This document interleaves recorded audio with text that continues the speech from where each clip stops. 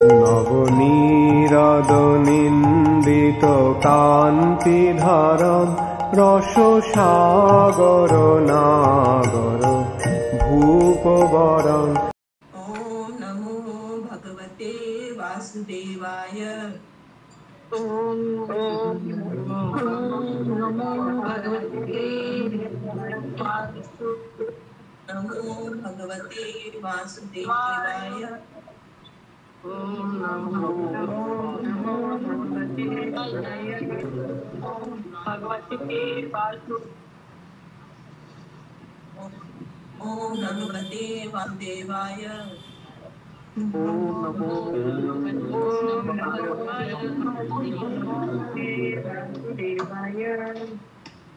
भगवते नमस्ते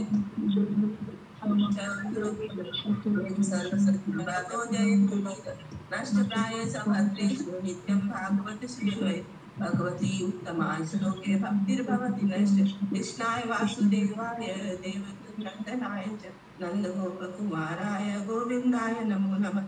मूकं करोति वाचालं पङ्गुं लङ्घयते यत्कृपातमहं वन्दे श्रीगुरुदीनतारिणीं श्रीचैतन्य ईश्वरं परमानन्दमाधवम्।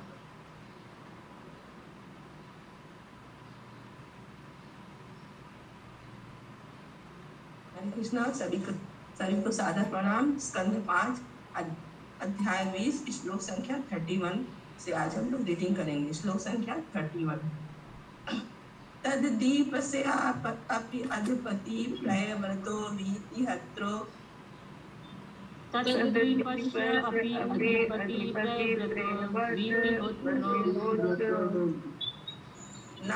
नाम तस्य आत्मजो रमणक धातकीना मानो वर्षपति नियोज्य।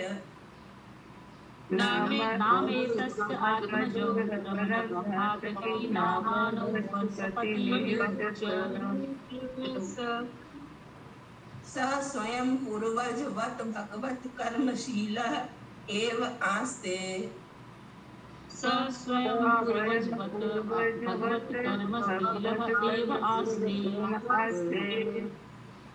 अनुवाद। इस द्वीप का अधिपति महाराज प्रियव्रत का पुत्र वितिहोत्र था, जिसके रमणक तथा धातकी नामक 2 पुत्र हुए। उसने इन दोनों पुत्रों को इस द्वीप के दोनों ओर छोड़ दे दिया और स्वयं अपने अग्रज मेधातिथि की तरह श्री भगवान की सेवा में तत्पर रहने लगा। और जितने उनके पुत्र थे उनको 7 पुत्र थे। ये वितिहोत्र के सिर्फ 2 पुत्र थे, इसलिए वे दोनों पुत्र को 2 छोड़ दिए द्वीप के। द्वीप का माता जी बोल रहे हैं ये पुष्कर द्वीप। पुष्कर द्वीप जी, पुष्कर द्वीप ना। श्लोक संख्या 32। तद्वर्ष पुरुषा भगवन्तं ब्रह्म रूपिणीं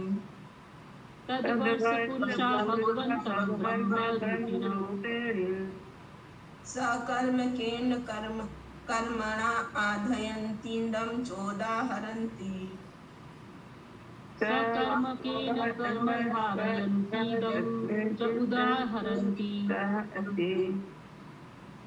अनुवाद। इस द्वीप के निवासी अपनी भौतिक कामनाओं की पूर्ति के लिए ब्रह्मा के रूप में पूर्ण पुरुषोत्तम भगवान की आराधना करते हैं। वे इस प्रकार उनकी स्तुति करते हैं। श्लोक संख्या 33।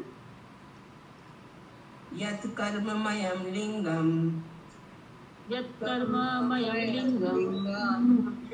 ब्रह्मलिंगं जनो अर्चयेत्।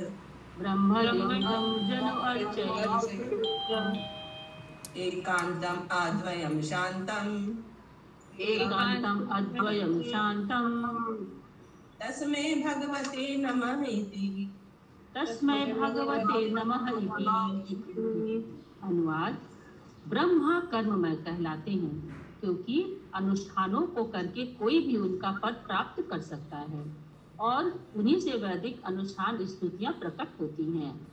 वे अविचल भाव से पूर्ण पुरुषोत्तम भगवान की भक्ति करते हैं, अतः एक प्रकार से वे श्री भगवान से भिन्न नहीं हैं।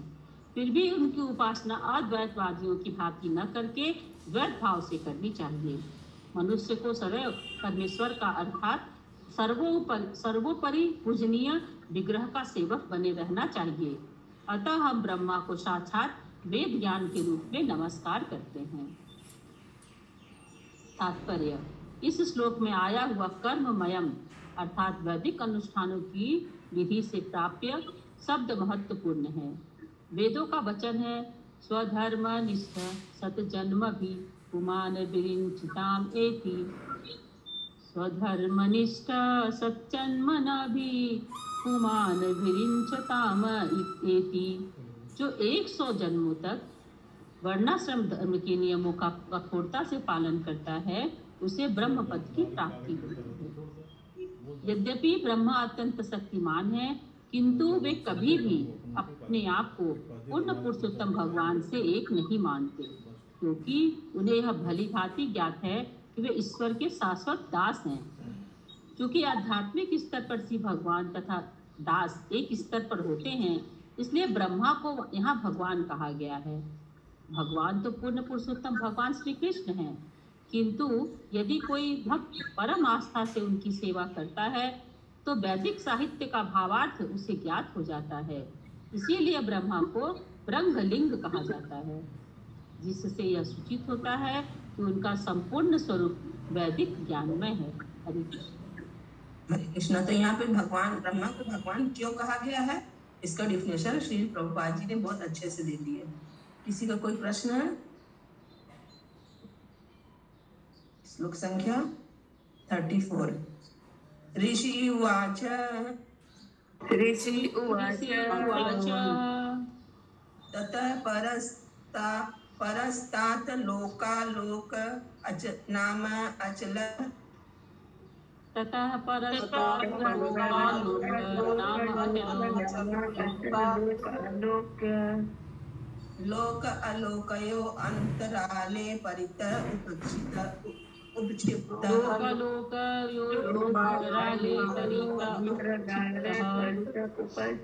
यहाँ पे माता जी कौन से ऋषि बोल रहे हैं? सब ऋषि लोग। हरे कृष्ण माता जी। हाँ हरे माता जी 32 श्लोक में है इस द्वीप के वासी। तो कौन से द्वीप के वासी माता जी? पुष्कर द्वीप के वासी। ठीक है माता जी, थैंक।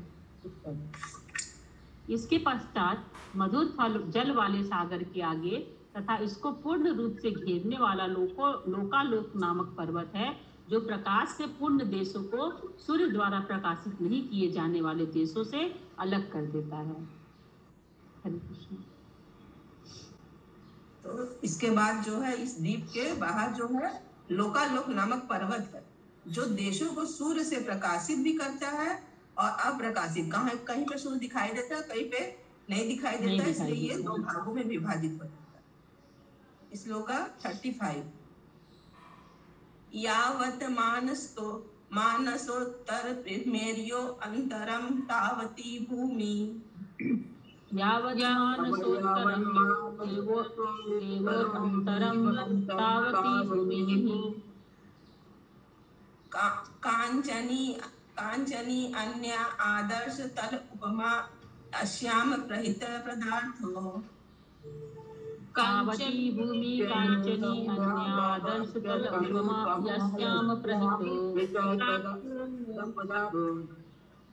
न कथंचित् पुनः प्रत्यु उपलभ्यते तस्मात् सर्वसत्य परिहिता आसीत्। न कथंचित् पुनः प्रति उपलभ्यते तस्मात् सर्वसत्व परिहिता आसीत्।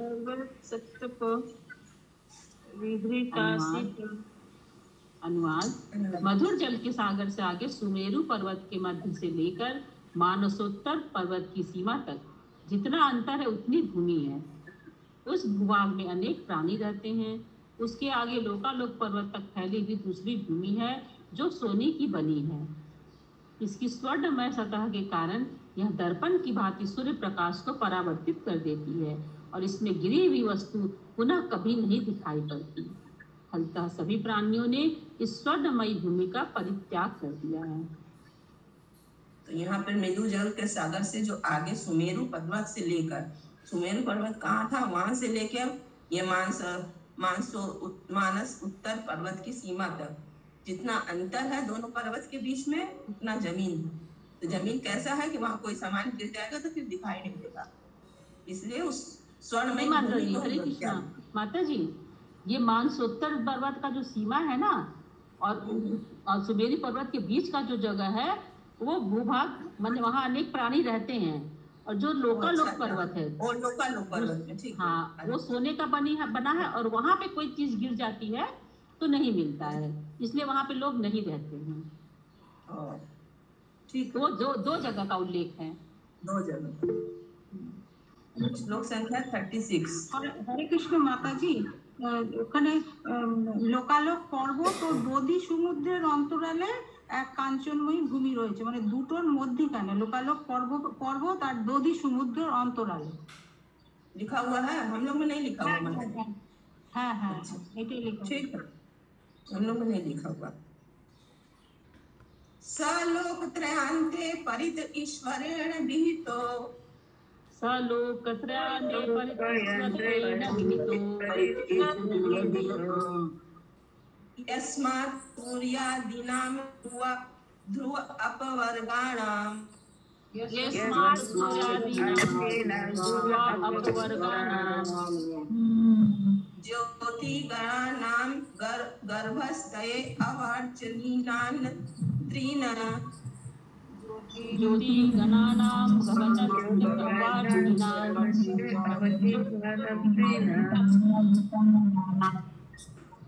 इन लोकानावितनमाना न कदाचित् पराचीना भवितुम् उत्सहन्ते अवद उन्नहनायामः।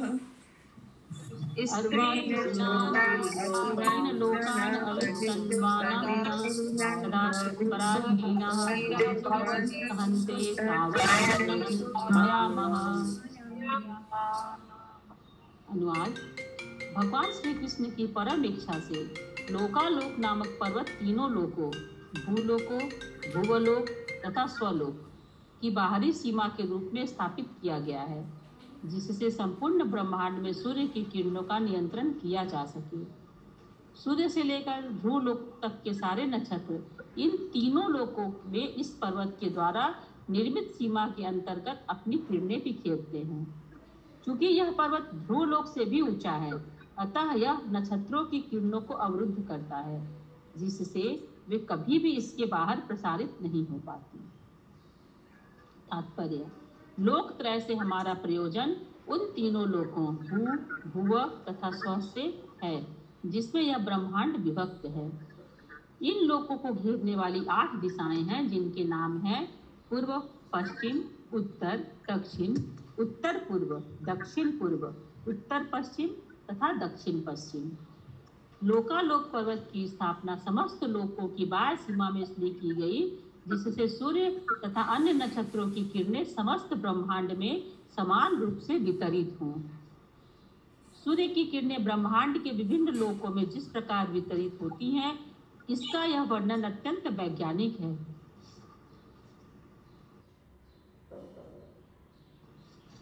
श्रील सुखदेव गोस्वामी ने इसे गुरु शिष्य परंपरा से प्राप्त किया। परंपरा से प्राप्त होने से यह ज्ञान पूर्ण है। इसके विपरीत आधुनिक विज्ञान का इतिहास कुछ 100 वर्षों से अधिक पुराना नहीं है। अतः यदि आधुनिक विज्ञानी श्रीमद् भागवतम के अन्य तथ्यों को न भी स्वीकार करे, तो भी वे दीर्घकाल से चली आने वाली नक्षत्र विज्ञान संबंधी पूर्ण गणनाओं से कैसे अस्वीकार कर सकते हैं। श्रीमद् भागवतम से अथाह सूचनाएं प्राप्त की जा सकती हैं, किंतु आधुनिक विज्ञानियों को अन्य ग्रह मंडलों के संबंध में कोई जानकारी नहीं है। और वास्तविकता तो यह है कि जिस ग्रह में हम रह रहे हैं, उससे भी वे ठीक से परिचित नहीं हो पाए हैं। हरे कृष्ण। हरे कृष्णा। किसी का कोई प्रश्न है? श्लोक संख्या 38। एतावान लोक विन्यास मान लक्षण संस्था भी, एतावान लोक विन्यास मान लक्षण संस्था भी। चिन्तितः कविभिः सह तु 50 कोटि गणितस्य भूलोकस्य कविभिः सह तु 50 कोटि गणितस्य भूलोकस्य तुरीय भागो अम लोका अलोका चलः तुरीय भागो अयम लोका अनुवाद त्रुटि, भ्रम तथा वंदना से मुक्त ब्राह्मणों ने प्रमाण लक्षण वंचना से मुक्त विद्वानों ने प्रमाण लक्षण और स्थिति के अनुसार लोकों का इतना ही विस्तार बतलाया है। उन्होंने विचार विमर्श के बाद यह स्थापना की है कि वे सुमेरु तथा लोकालोक पर्वत की दूरी ब्रह्मांड के व्यास की चतुर्थांश अर्थात 12 करोड़ 50 लाख 12.5 करोड़ योजन 50 लाख 12 करोड़ 50 लाख है 12.5 करोड़ योजन 1 करोड़ 50,000 लिखा, गलत लिखा है इसमें, गलत लिखा। 12.5 करोड़ तो 50 लाख ही होगा ना। हम लोग में लिखा है 12.5 करोड़ योजन 1 अरब मील। 1 अरब मील है। हाँ, वही 12 करोड़ 50 लाख हुआ। तात्पर्य वर्ड में ठीक लिखा है और नंबर में गलत लिखा है। नंबर में दो या 1 जीरो कम दिया है, उसको जोड़ लीजिए। तात्पर्य शीला विश्वनाथ एक मिनट, हरे कृष्णा माता जी, आपको ये क्लियर है कि ये सुमेरु पर्वत से लेके वो जो सुमेरु पर्वत है वो नीचे से लेके 7वें समुद्र को पार करते हुए लोकालोक पर्वत तक गया है? ये थोड़ा बताएंगे कहाँ पे माता जी? तो ये जो लिखा हुआ है ना कि सुमेरु तथा लोकालोक पर्वत की दूरी ब्रह्मांड के व्यास की चतुर्थांश वही 12.5 करोड़ है। तो ये जो दूरी जो बताया है वो थोड़ा सा मेरे को कंफ्यूजन है, उसको थोड़ा क्लियर कीजिए ना। तात्पर्य पढ़िए तो समझ में आ जाएगा माता जी। तात्पर्य पढ़िए, देखते हैं, नहीं है तो फिर कोशिश करेंगे। तात्पर्य श्रील विश्वनाथ चक्रवर्ती ठाकुर ने लोकालोक पर्वत की स्थिति सूर्य गोलक की गतियों तथा सूर्य एवं ब्रह्मांड की परिधि के बीच की दूरी के संबंध में सही ज्योतिषीय वैज्ञानिक जानकारी प्रस्तुत की है, किंतु ज्योतिर्वेद द्वारा इन गणनाओं में प्रयुक्त पारिभाषिक शब्दों का हिंदी में अनुवाद कर पाना कठिन है। अतः पाठकों को संतुष्ट करने के लिए हम श्रील विश्वनाथ चक्रवर्ती ठाकुर द्वारा संस्कृत में दिए गए कथन को यथावत। माता जी, आपको जो आपका बुक में लिखा है अंग्रेजी में अनुवाद करना ना हिंदी में अनुवाद करना? हम लोग में हिंदी लिखा है। हमारे बुक में लिखा अंग्रेजी में अनुवाद कर पाना कठिन है। हाँ, मेरे में भी अंग्रेजी लिखा हुआ। अंग्रेजी में हिंदी कर लीजिए उसको, अंग्रेजी हाँ लिख लीजिए। अतः पाठकों को संतुष्ट करने के लिए हम श्रील विश्वनाथ चक्रवर्ती ठाकुर द्वारा संस्कृत में दिए गए कथन को यथावत उद्धृत कर रहे हैं, जिसमें ब्रह्मांड से संबंधित।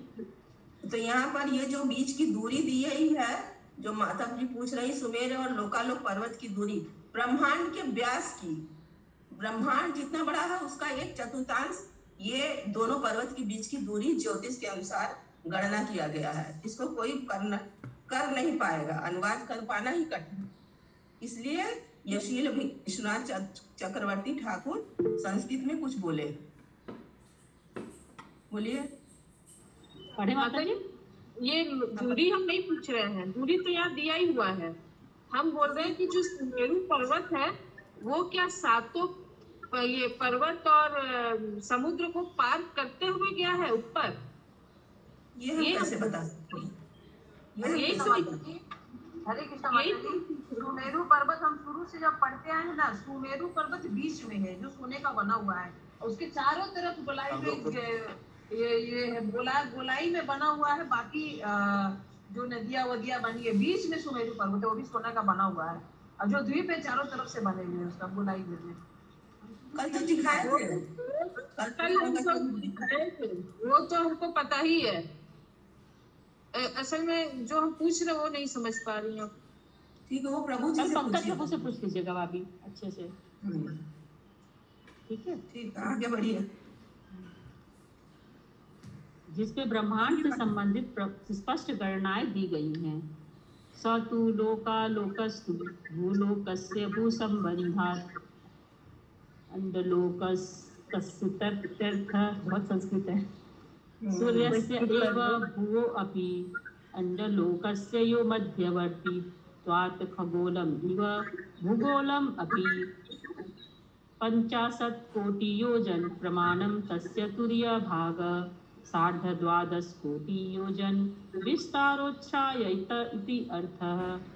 भुवस्तु चतुर्सल्लक्षोन 50 कोटि प्रमाणाज्ञा यथा मेरु मध्याह्न मानसोत्तर मध्य पर्यन्तं 7.50 कोटि योजन प्रमाणयम् मानसोत्तर मध्यास्वात् दुदक समुद्र पर्यन्तं 9 योजन प्रमाणं तथा कांचनी भूमि 7.50 कोटि योजन प्रमाणा एवं एकतो मेरुलोकालोक योरन्तरालम् 11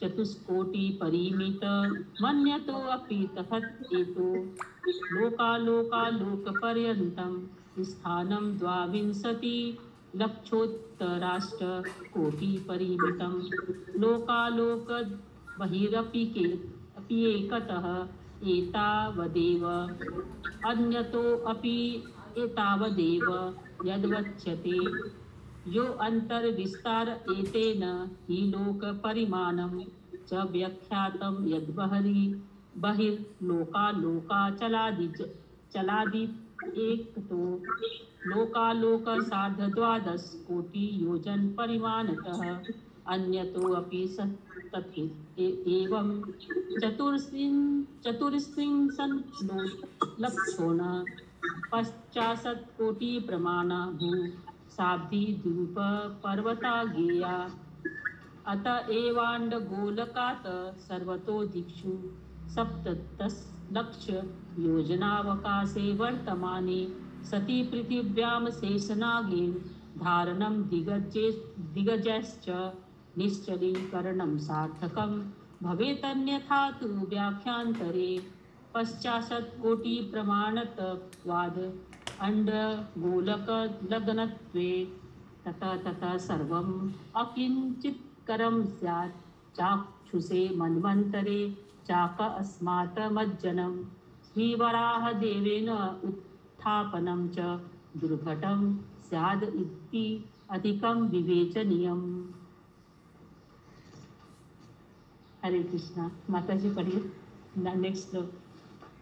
इतना बड़ा विश्वनाथ चक्रवर्ती ठाकुर श्लोका लिखे, इसका कोई तात्पर्य भी नहीं बताया, पूरा संस्कृत ले लिए है, कुछ समझ में नहीं आया। एज इट इज उसको आ गया है, इस पे पूरा संस्कृत। समझ में कुछ नहीं आया हम लोग को हिंदी। हरे कृष्णा। शशि माता जी म्यूट है। माता जी म्यूट है। हरे कृष्णा। हाँ, तो हम लोग को समझ में नहीं आया, ठीक है। ये जो आगे यहाँ पे लंबाई चौड़ाई दिया गया उसको वही है, वो समझाने का। उसी श्लोका में सब कुछ बता दिए है, कुछ समझो मत। बता दिए, जिसको बुद्धि है वो समझ ले। श्लोका 39। तद उपरिष्टात् चतुर्षु आशासु तत् उपरिष्टात् चतुर्षु आशासु आत्मयोनिना अखिल जगत गुरुना अधिनिवेशिता। आत्मयोनिना अखिल जगत गुरुना अधिनिवेशिता। ये धीरथ पत्य ऋषभ स्कर तूड़ो वामनो अपराजित इति सकल लोक हेतु।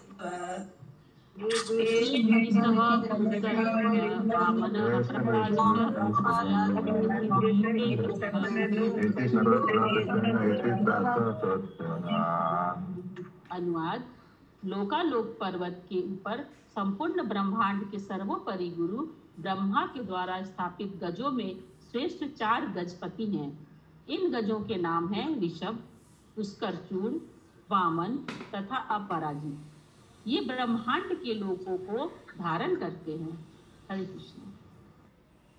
श्लोका 40 आज का अंतिम श्लोक है। तेषां स्वविभूतीनां लोकपालानां च विविधवीर्यो उपबृहणाय तेषां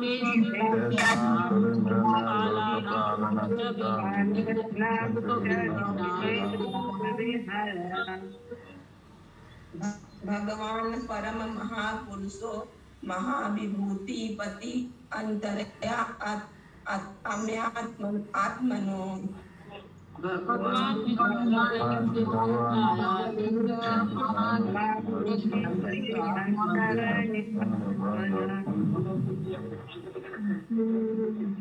विशुद्ध सर्वं धर्म ज्ञान वैराग्य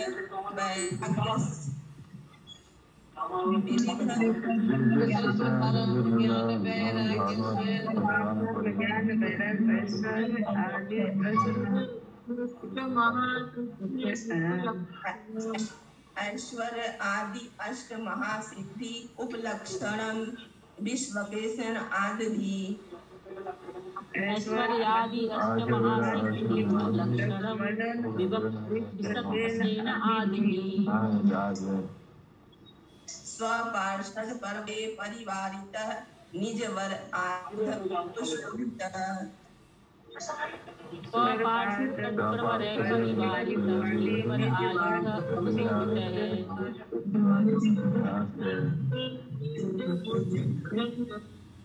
निज भुज दंड संध्या अयमानः तस्मिन् गिरिवरे समन्तात् सकल लोक स्वस्तये निज वर आयुध शोभितः निज भुज दंड धार्यमानः तस्मिन् गिरिवरे समन्तात् सकल लोक स्वस्तये आसते। अनुवाद। पुण्य पुरुषोत्तम भगवान समस्त दिव्य ऐश्वर्य तथा आध्यात्मिक आकाश के स्वामी हैं। वे परम पुरुष हैं अर्थात श्री भगवान हैं। वे प्रत्येक प्राणी के परमात्मा हैं। स्वर्ग लोक के राजा इंद्र के अधीन देवतागण इस भौतिक जगत के कार्यों का निरीक्षण करते हैं।